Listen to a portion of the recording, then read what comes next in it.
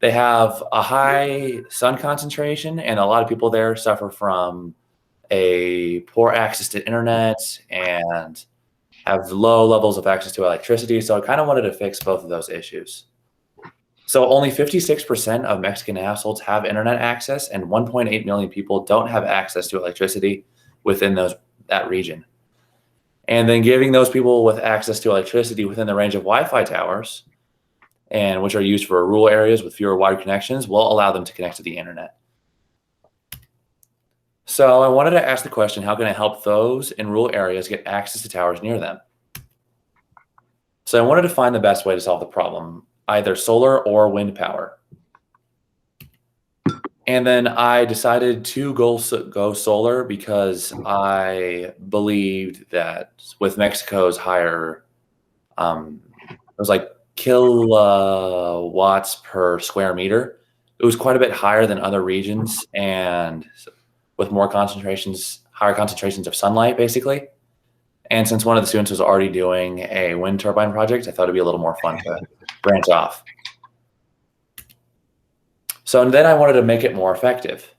I decided to go with a solar tracking system, like you see in this picture here, where it follows the sun throughout the day and anything along those lines.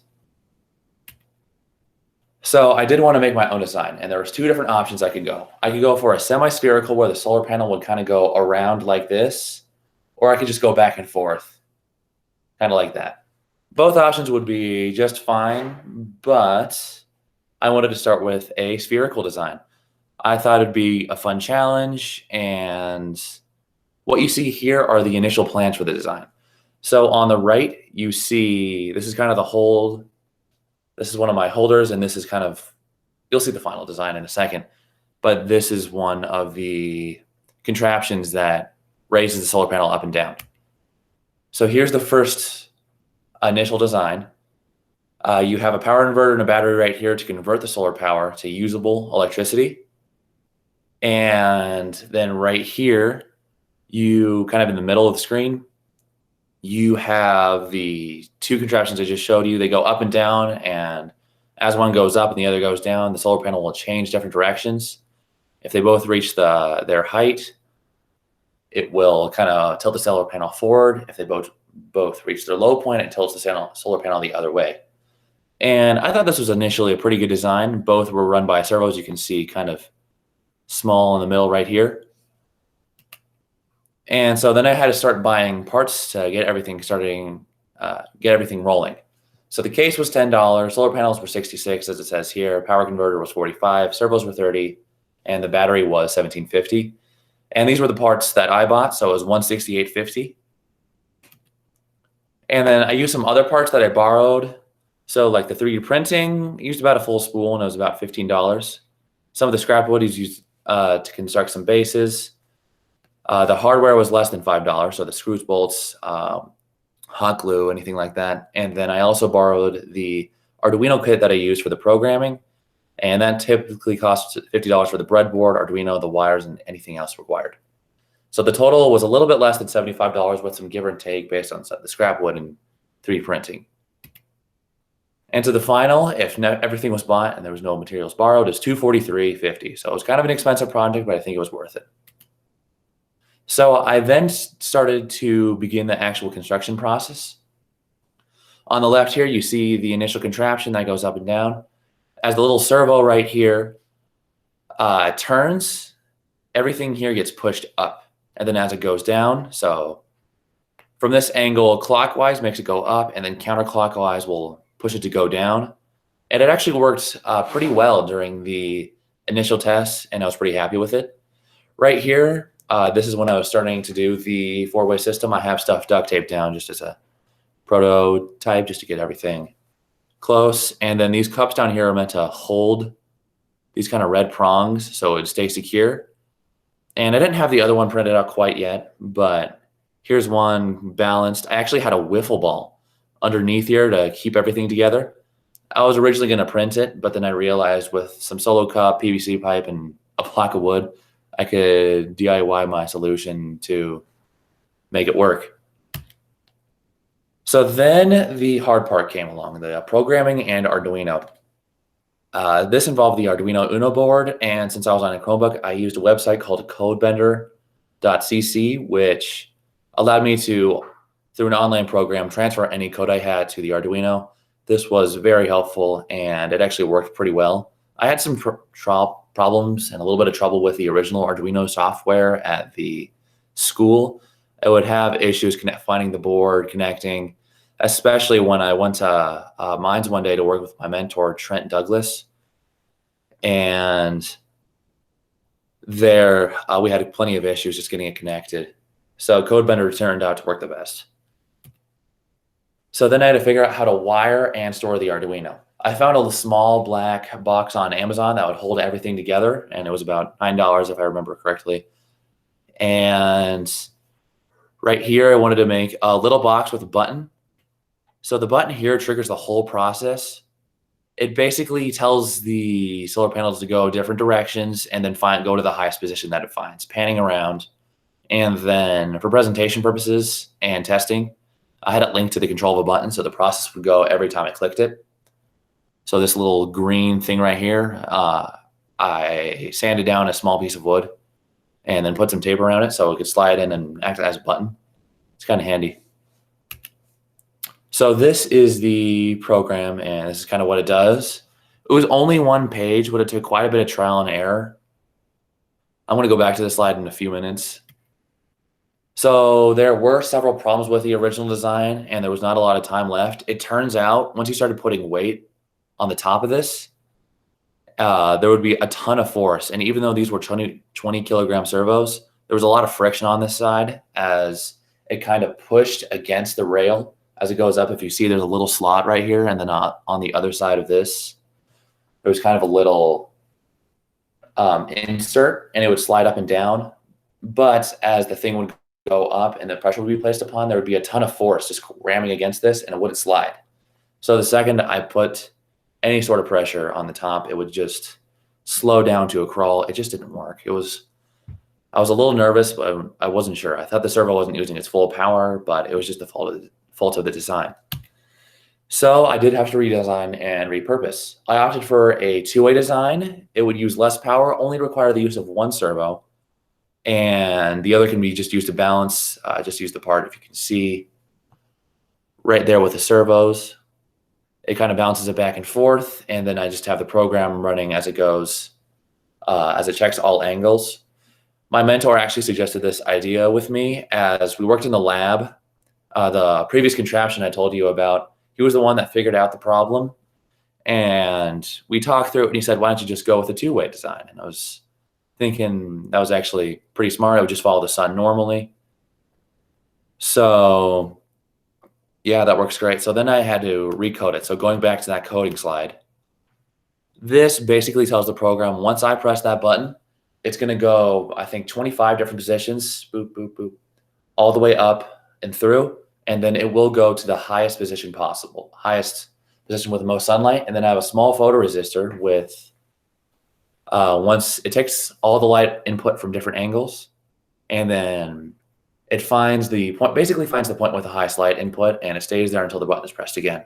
I can easily code it where it goes off every 20 minutes or so, but as I said, for testing purposes and just modifying it, I had it hooked up with a button just to make it a lot easier to be able to tell. And I could connect my test normally. So moving on. So this is the kind of the final design in process. Take a look here. I actually repurposed my old rail system to hold the servos because there was a little slot that I designed to hold them, and it held it really tightly, and I thought it worked perfectly. There were already screw mounts inside, and I didn't want to waste the material, so I thought, why not? I attached and screwed everything down here and here. And then here's the little breadboard with the code. It was all starting to come together. I started attaching stuff, so screwing stuff down. I have a little metal band right here that was designed just to keep the battery in place. And everything started to go well. And so now I also needed to figure out how I wanted it to connect to the internet. I really needed to incorporate some kind of internet access for people down in those regions, the kind of the whole point of the Capstone project. So I actually have a little mobile router in my house. It's called an Eero. And what I did, just to make sure everything's powered, have some tests on this in a minute or so, but I plugged it in and then pleasantly surprised. This little light comes on, meaning it's ready to go. Everything's hooked up. And then I wanted to find some other examples online what people could use. So this router right here in the bottom middle actually accepts SIM cards, and that's if they have a phone, they can just pop it in there, and then it acts as a little portable Wi-Fi router. So just even hooked up to that or anything along that can even charge devices. The nice thing about the DC to AC power converter, this little red block right here, is that it can be used for almost any device. So whether you need to cook something through like not a microwave, but a toaster, or you need to charge your phone, anything like that can be very handy and useful for people in situations like that. In this example, I'm just plugging in a small Wi-Fi router. And okay, here's the initial test video. I used a laser pointer in a low light level in order just to make sure it works. Kind of the very bare bones. All right. See if this works. This is the first test of the adjustable solar panel. To start this off, we got this little black box down here, which houses all the Arduino and all the wiring components. Red cup here is designed just to store the wire to make it look a little neater. And then everything is stored over here to power the device. So if we go back here, we press this little green button right here. It will automatically reset the solar panel and the panning process will start. To give an accurate test, today I'm going to be using a laser pointer. So as it reaches the apex, I'm going to shine it inside.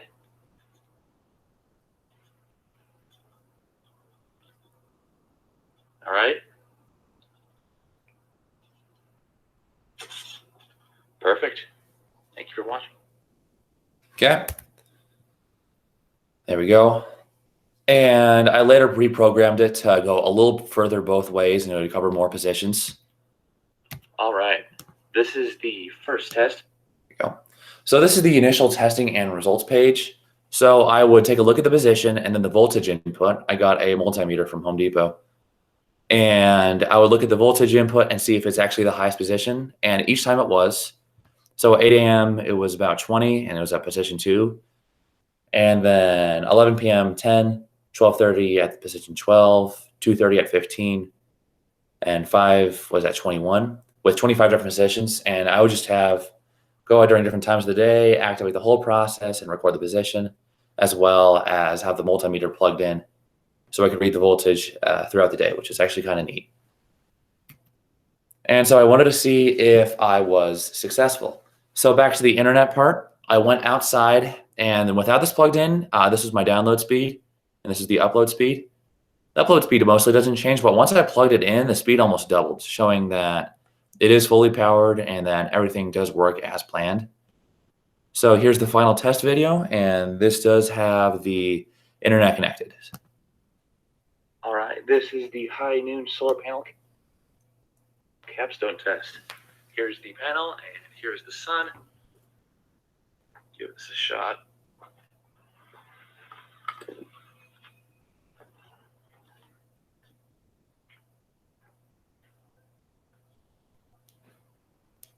This one has more included positions, and I actually put everything on this is waterproof or weatherproof, except for the battery and the power converter. So I rigged up a little system with some Rubbermaid. It's a little primitive, but it works and it protects everything, all the necessary components.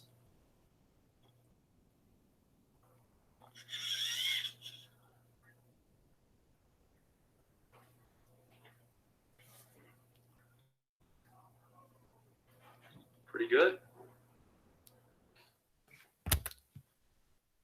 Okay. And what was nice is that the solar panel is actually quite efficient, and it was able to power everything. I built one before, but I figured ordering one from Amazon would be a lot neater and a lot less room for error through that. And overall, everything worked quite well.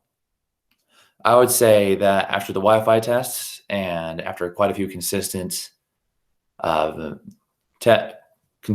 just tests in general, and everything was going to the right position relative to the sun, I was pretty happy with it. I think this could be really useful. All right, this is the high noon solar panel. As I said, with the weatherproofing mechanism here, I have some tape down here to act as a hinge. As I said, it's a little primitive, but I got the job done. And so as of now, these are a couple of the future improvements I would like to make. So as I said here with the weatherproofing, I haven't gotten the chance to fully test it yet, actually like put a sprinkler on it, but just for the sake of keeping the hardware intact, I did want to do it for now. But everything else, so the charge controller, the solar panel, even the servos are waterproof, and I have the cup is fine. It's just normal wires to store everything and make it look a little neater.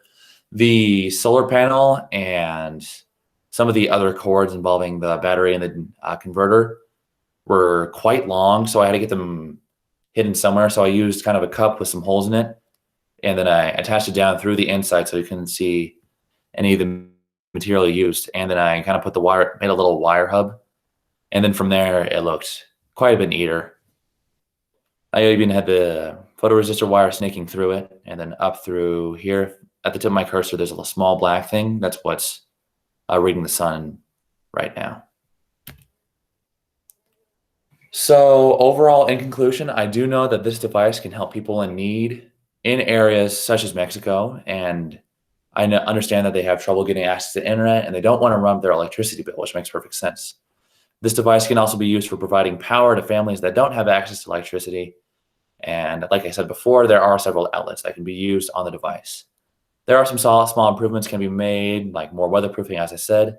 This could be very large in developing communities, and I think this honestly could make the world for the better if I mess around with some of the materials to make everything cheaper. All right, some of the sources I use for the facts, and thank you. Great job, Ethan. Thank you very much. I loved seeing the test outside in that bright sun. That was great. Let's open it up to any student questions. Anybody in the class have a question for Ethan? You go ahead and unmute your mic and ask out loud. I just had a quick question. I was wondering, like, in a community, could you potentially like scale up the design so it'd be quite a bit bigger to? Absolutely, yeah. This was a smaller model, and just for the sake of building it and me being one person. But yeah, you can easily get some bigger panels and easily implement this across multiple communities, being the side just for more output. Awesome, cool. Yeah, thank you, Anna. Anybody else? I don't have a question. I just wanted to say, really good presentation, man. I liked it a lot. Thank you. Appreciate it. Thank you, Simon. That was really kind of you. So, do you have any ideas of how you would potentially decrease the cost of it? Yeah, there's a few cheaper solar panels online, and it is cheaper to build it yourself. You can get the solar cells for quite a bit cheaper. I'm not sure the price, but the solar panel itself was $60 or so, and that could easily be used to find an alternate option. You'll only really need one servo too. I had a 2-pack, and I just wanted to use the materials I had. The 3D printing structure can obviously be toned down to just have the stand, but then again, I repurposed it so I wouldn't have to waste anything else. And then the battery was quite cheap, as I said. But yeah, with a few tweaks, we could definitely get the price down to quite a bit more manageable. Cool. All right, let's. I know Chris. I appreciate you being here, and we have Heather and Allison. So, do any of you have a question for Ethan? This might just be that I don't know how it works well, so I want to preface it with that. The internet router that you have, it doesn't need to connect to like a signal. Like, would you be able to bring that out somewhere rural where there's no towers and still be able to? So the other one I showed you at the bottom of the screen does do that. I wanted an example that could do that, but for the sake of testing, I didn't want to spend 70 or 80 or so dollars to get one of them to get one. Mm-hmm. But yeah, you could easily power that, and then that little mobile router would do the job in alternate areas. Yeah, for sure. So I think you're asking, like, would it be a hotspot? Yeah, it's kind of like a hotspot. Yeah, it's basically a hotspot. Yeah, and then use your SIM card to access the connection, which all of our phones have. Yeah. Mhm. And then that acts as a Wi-Fi router. And as I said, you can use the solar panel and all the components inside there to power it. Yeah. So that would require the people that are using it to have a cell signal at least. Is that? Yeah, so it's more for communities with cell towers in range. Mhm. Yeah, so it's going to be a lot of the downtown city, so Mexico City, anywhere in that area. Yep. So Yep. not like a satellite phone, but more Yeah, not like satellite. cellular signal Wi-Fi. Yeah. Great. Yeah. Awesome. I think I love how you went through your process and talked about the ways that you ran into problems and then what you changed in your design, and you really talked through that design process really, really well. Yeah, thank you. Asking that question because I was trying to connect it back up to that original end user that you were describing of like live in rural Mexico, and I'm not close to, right? I don't have power. I'm not close to these towers. And do you think that your final design solution would work for that user? Say that one more time. You kind of cut out near the end. Sorry, I'm going to pull this down so you can hear me a little better. I was thinking about your final end user being like that person that lives in rural Mexico. Yeah. That doesn't have access to power, or they don't live close to towers or any of those things. Do you think your final design solution would work for that end user, or would you have to change things again to be able to kind of work for that type of demographic you described at the beginning? Yeah. So the final solution would have to involve a little more powerful Wi-Fi router. The actual design itself, so the solar panel could still pretty reasonably power everything. The battery is constant stream, so as it gets charged by the solar panel, it just relays it just a constant stream of energy, and it lasts a pretty long time. I had it going for several hours, and it wasn't even halfway down. So that shows that it can be self-sustaining. And then as for people in other communities that don't even have access to towers around, I could try to rig something up to have access to satellite phones, but that would just be a router thing, not exactly the original, the movable solar panel thing. It just kind of acts like an electricity bill free power outlet, if that makes sense. Yep. Awesome. Thanks, Ethan. Yeah. Yeah, go for it, Chris. Hey, Ethan, great job. It's super timely. So I'm a medical equipment designer, and we're literally working this week. The FCC is giving out $250 million to do medical data transmission to these very rural communities. So yeah, the solar and the Wi-Fi, it's all super great. And then I think I can answer Heather's question a little bit. Elon Musk is building this thing called Starlink, and it's literally Wi-Fi direct to satellite. And so, Ethan, this idea could absolutely work with one of his basically Wi-Fi to satellite routers. Yeah, for sure. It'd be great. We're working with a community now where people have to drive 10 to 20 miles to make a phone call. So that's these American Indian communities in the U.S. are so rural and so remote. So anyway, great job. Yeah, it's a timely topic. Thank you. Yeah, I also wanted to mention that this doesn't also just have to be in Mexico. It could also, like you said, be in Native American communities, even Africa, Tanzania, if you remember Simon's presentation from the other day. Yeah, so this definitely works just in all other locations. I just wanted to have a slightly smaller target group. You know, Ethan, I don't have any other additional questions. Everybody, including your peers, asked really thoughtful, great questions. Thanks for presenting, and I appreciated the way you walked through your process, and you were totally transparent, like, okay, this part didn't work, and I'm going to redesign and repurpose. I liked that title. And the way that you talked about, you know, how you gathered the materials, but there's other options too. So this is a great presentation. Thank you. Thank you so much. Thank you very much, Allison. Great, Ethan. I think my one question is I'd love to see like an overnight test or a cloudy day test. You know, yeah. Like so I actually did do some stuff on cloudy days, and that was one of the more. There was a couple of issues I had with that. It would, since a lot of the light levels would be the same, sometimes it would get it, but sometimes it would be kind of going all over the place, and it would be a little confused. Like it'd be slanted all the way this way or all the way that way. During the more sunny days, it would be a lot more consistent. But I did a bunch of tests. I didn't have any videos, but I did definitely do some tests in the cloudy days. And for the most part, it worked, but it was a little more inconsistent than normal daylight. Yeah. Well, yeah. Okay. Thank you very much.